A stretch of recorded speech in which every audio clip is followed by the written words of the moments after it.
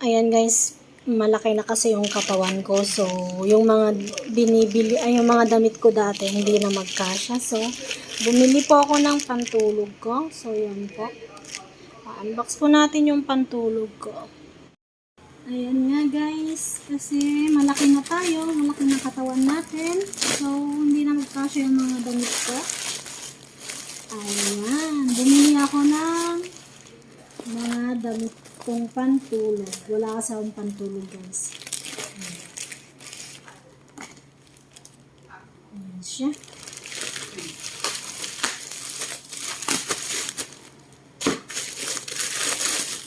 Ito, pantulog pero pwede silang pambahay. Ayan.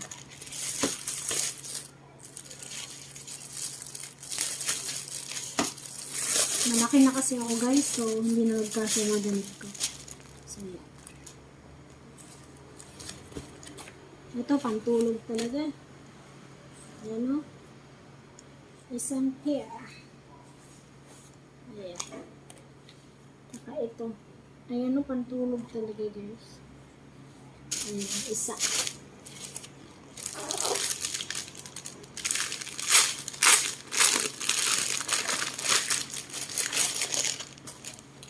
Ayan, ganda nito. Dalawa. Ayan.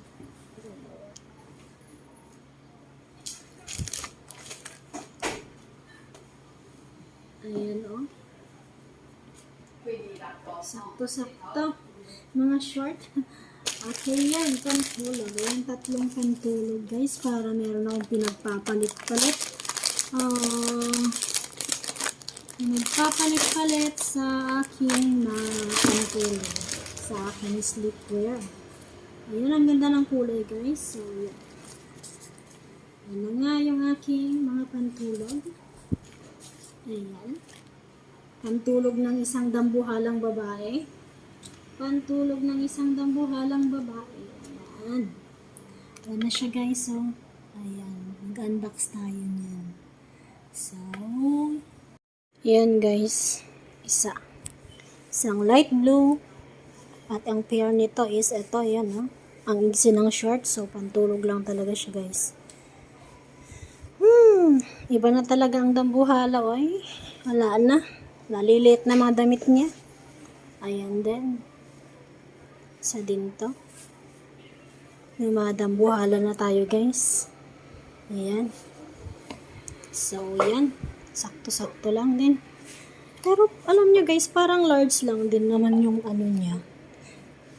Pero, XL siya guys. Ayan o.